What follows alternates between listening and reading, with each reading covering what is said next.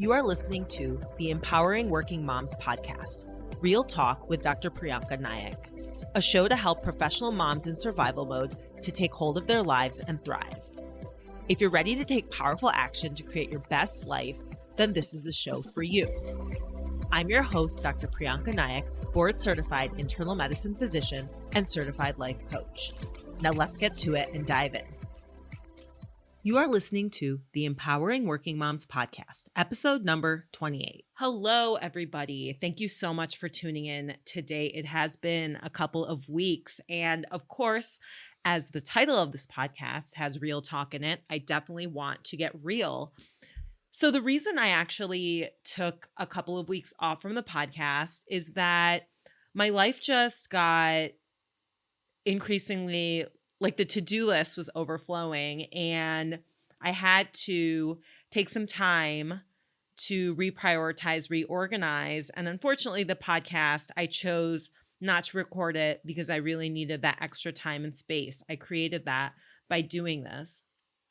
And I just wanted you to know that because sometimes in life, we get so busy, we have to create extra space. And actually, I am going to get into that in a couple of episodes. I'm going to talk about creating space. But today I want to talk about a topic that is near and dear to so many of us, maybe not dear, but definitely near, as in perfectionism, right? You know that term. And I'm sure you admit that you are a perfectionist, because you are a high-achieving mom. Perfectionism, it's a disease really of overachieving women. We're taught to look or maybe even act a certain way. And this is something we work on really hard in my coaching program. I work with moms in male-dominated fields who are suffering from burnout to enjoy the life that they have worked so hard for, using my proven methodology to truly heal the underlying causes of burnout, because that's really the only way that any of us is going to get better.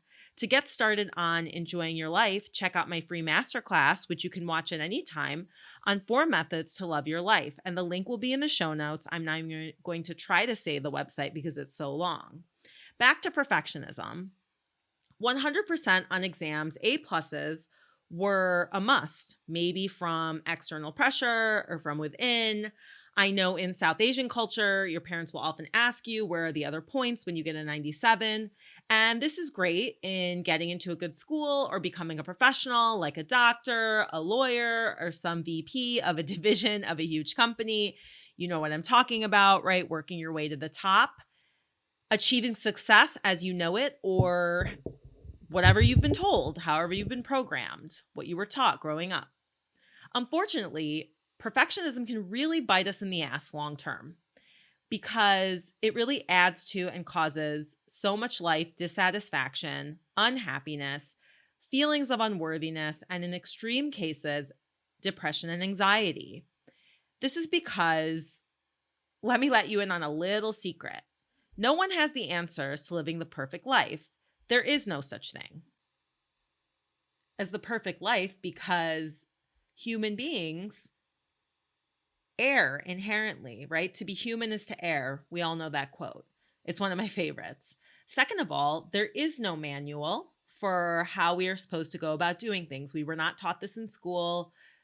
We don't know. Most of us are just making it up as we go along. Only we can figure out what we're supposed to do. And that's the simultaneous difficulty and beauty. How to know if you have perfectionistic tendencies. High standards for everything. Does that sound familiar?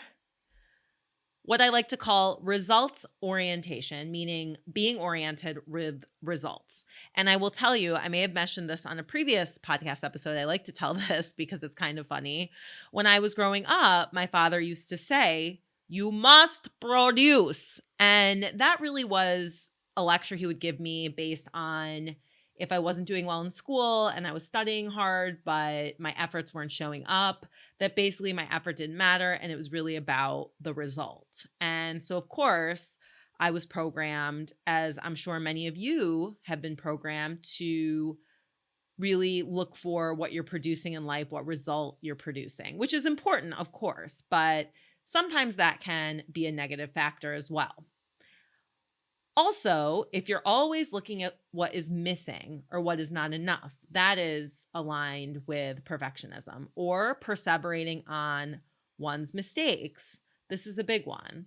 Obsessing over blemishes, be it on your own beautiful face or, let's say, a marble table or countertop in your home. We also often correlate self-worth with achievements, right? And this is sad, and it's a tough one. I have found myself struggling with this. The net worth, the house size, the picture perfect life, looking young, needing to show that I've made it in life. What the hell does that mean anyway? I'm still figuring that out, okay? But the standards to which many of us hold ourselves are unrealistic, they're perfectionistic. Media, social media, celebs purport perfection. They get plastic surgery on their faces. Their faces look perfectly symmetrical. They get the Botox, the fillers, whatever, the works, to be quote unquote perfect, or as close to perfect as they can be. And so we are receiving these messages, not only when we were young, but today as well, that this is what we are supposed to try to attain. And it's just not realistic. And trying to be perfect will only make us miserable. Okay. And I'm going to talk more about that as this episode progresses. I will tell you that I have faced challenges in my life, and there are some portions of my life that have turned out not necessarily the way I expected. And I think that's fairly common because life is so, well, it's beautiful, of course, but it's also unpredictable. Don't get me wrong, though. I do love my life as it is and enjoy it every single day. And that is really what I teach my clients. And I'm trying to give you the tools as well in these podcast episodes so you can do the same. I find an OCD-ish process that goes along in my brain with my perfectionistic tendencies. I'm sure you can relate. I'll give you a recent example. My son was off from school earlier this week, and my babysitter canceled. I had work to do. I had clients to coach, and I ended up dropping my son off to a day camp for kids out of school. And when I dropped him off, the camp counselor asked me, "Did you bring a swimsuit for him?"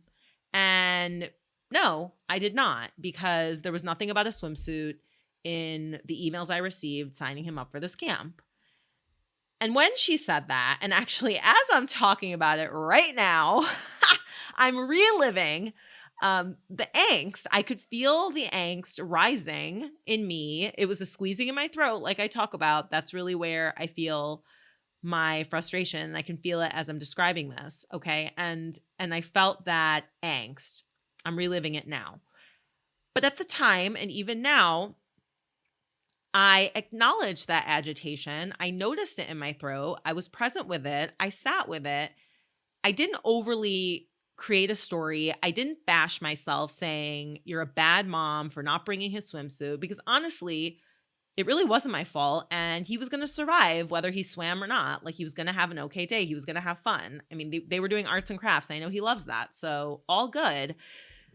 I couldn't have done anything differently. Everything was going to be fine. And as I told myself that story, instead of going down the usual rabbit hole of how I'm not good enough and all those things, I chose to focus on how everything was fine. And yeah, the angst and the tightness in my throat, it ended up going away because I didn't perseverate and I did not self-criticize.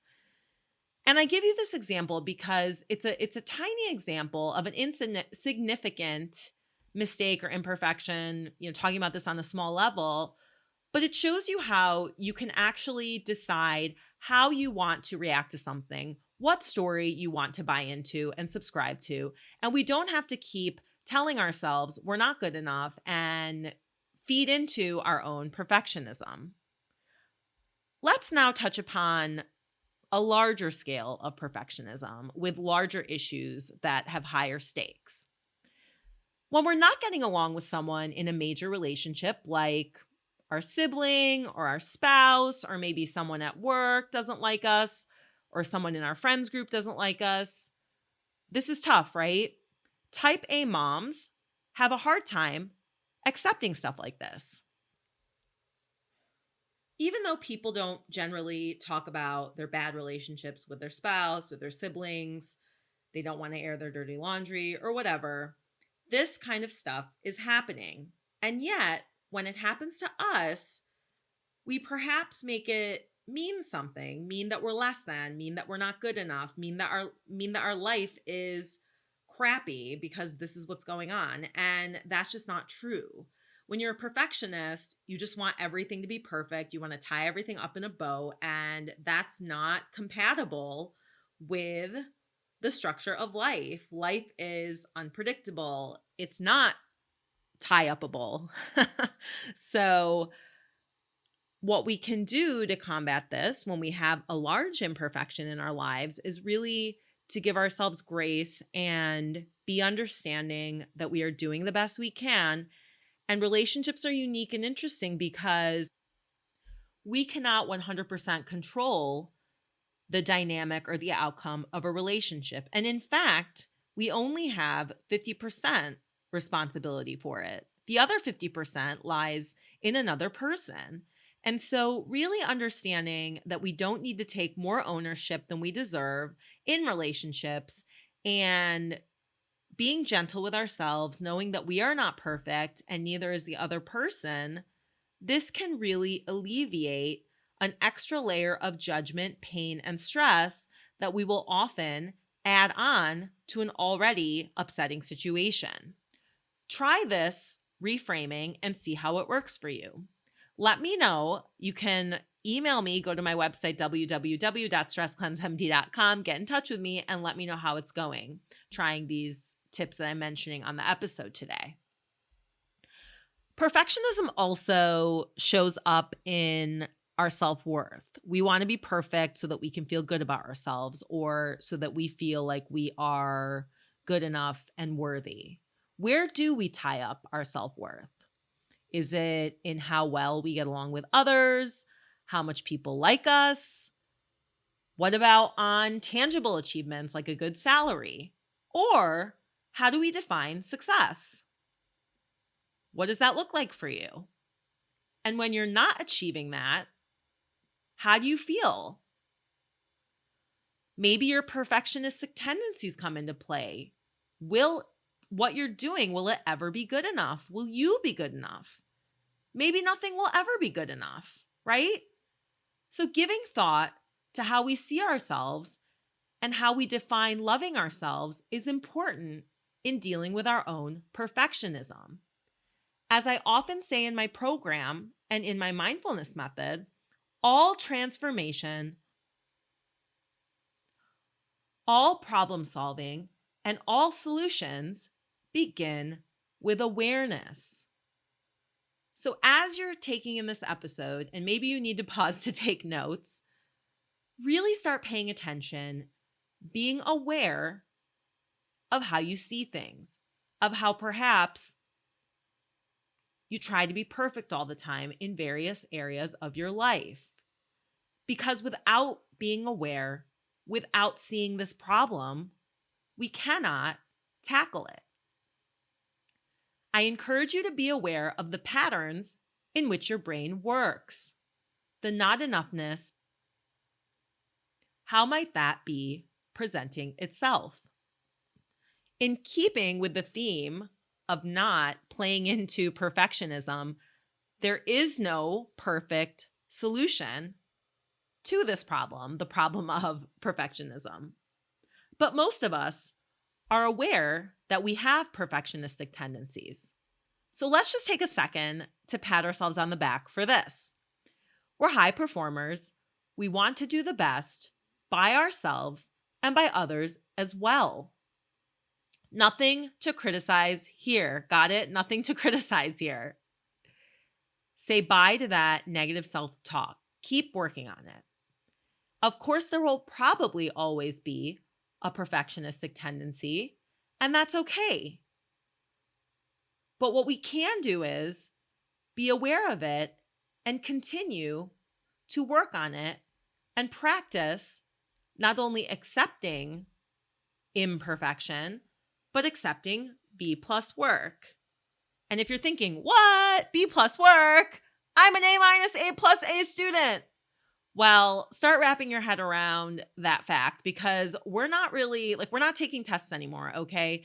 And B plus is above average, so that means we're doing great in life. Here are some concrete tips to follow in combating perfectionism. Again, grab a pen and paper, well, if you're not driving, I guess, to write these down so you don't forget. One way to combat perfectionism is to live in the win, as I discuss in episode number 27. We can reflect on what we do well and really bask in that, seeing what a great job we are actually doing. This can be as simple as I packed my kids' lunch, I delegated something, I took out the trash, I organized a drawer, I washed my hair. Whatever, doesn't matter. Doesn't have to be big at all. Once we see what a good job we are actually doing, we can begin to shift our mindset on how well our life is going, not how badly. 2, keep the bigger picture in mind. When something is bothering you because it is not perfect, how is it working out in the scheme of things or the scheme of life? Does it really matter? Here's a first world problem example. I'll admit that when I outsource things, like getting help with my kids' laundry, I may not like how it is done. It's not perfect, but I choose to let it go.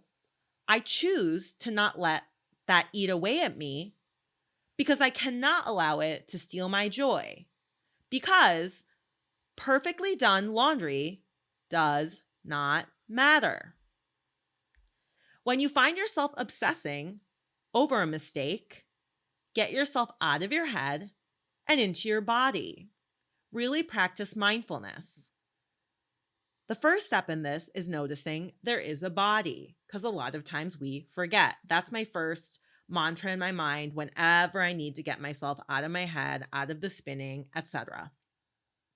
Feel the weight of gravity and the points of contact with your body and a chair on the floor. Then take 10 to 15 seconds to focus on your breathing, and when your mind wanders, because it will, bring yourself back to the breath. You can do this for as long as you want, but there's no pressure to do it for a prolonged period of time. But it will help you stop obsessing. The next tip is to stop shoulding. Not shitting, shoulding. SHOULDING. Stop shoulding all over yourself. I should have done this. I should have done that. It's a symptom of perfectionism and beating ourselves up. And it is not helpful. So seriously, cut that shit out. Next is learning to let go. This is a tough one. I have another first world problem example, but I like things neat and tidy. I believe in outer order, inner calm. A couple of years ago, once I had a second child, I moved from every other week cleaning in my home to weekly, because, as you know, having small children, they make a mess all over the kitchen floor, and I felt it needed to be worked on weekly. So I had circumstances under which my cleaning lady, she ended up having to take a medical leave and some personal time. So I had to find somebody else. And I searched and I scoured, and I found 2 ladies who now do it. And however, there was a 40% price increase. Okay. And I'll be honest, I hope they're not listening because I don't want to hurt their feelings, but I don't think they do that great of a job. But at the same time, how much time and energy do I want to spend trialing out more cleaning ladies, people that I can trust? I'm content with what it is. The cleaning's not perfect. Of course, it's not going to be because nothing's perfect. And there is a price increase, which I'm not thrilled with, but I can either get back to the drawing board, spend more time and energy on finding someone else. I could clean myself, which I don't want to take the time and energy to do, or I could just let this situation go and let it be, which is what I'm doing. So I'm letting go of my perfectionism, allowing this situation, even though it doesn't necessarily fly totally with me, but just letting myself have peace. Which brings me to a common problem I see, okay? Clients have a tough time outsourcing because they often have the mantra of, no one can do it right, or I do it best, or if I want it done right, I have to do it. And that's just not necessarily true. We have to allow the imperfection and cut ourselves some slack and let other people help us. And that is a part of combating perfectionism as well. Also, we can make a promise to ourselves to stop beating ourselves up, committing to not allowing the negative self-talk, the negative judgmental critic tell us how terrible we are or what a bad job we did, and really stop that voice in its tracks. And when you've had a particularly imperfect or bad day, turn to this Ralph Waldo Emerson quote, a quote I have lived by for a very long time. I often read it at the end of a bad day. Finish each day and be done with it. You have done what you could. Some blunders and absurdities no doubt crept in. Forget them as soon as you can. Tomorrow is a new day. You shall begin it serenely and with too high a spirit to be encumbered with your old nonsense. So really allowing yourself to be human, accept your imperfections, and knowing that I'm not perfect, and that's totally great.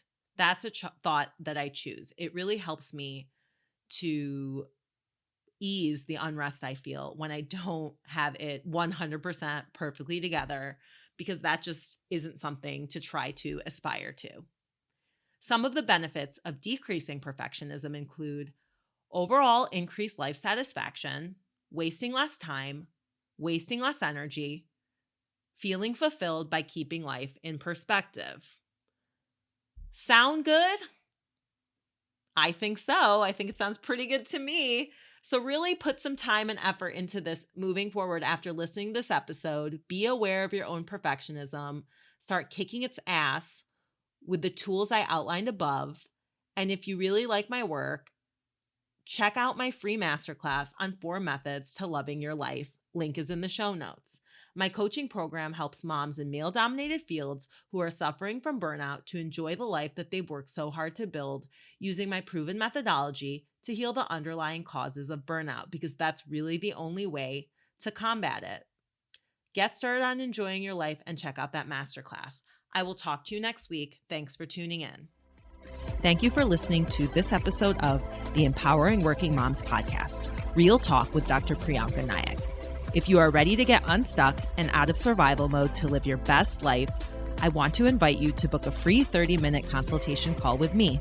To get started, visit priancanaikmdcoaching.as.me. Link in the show notes.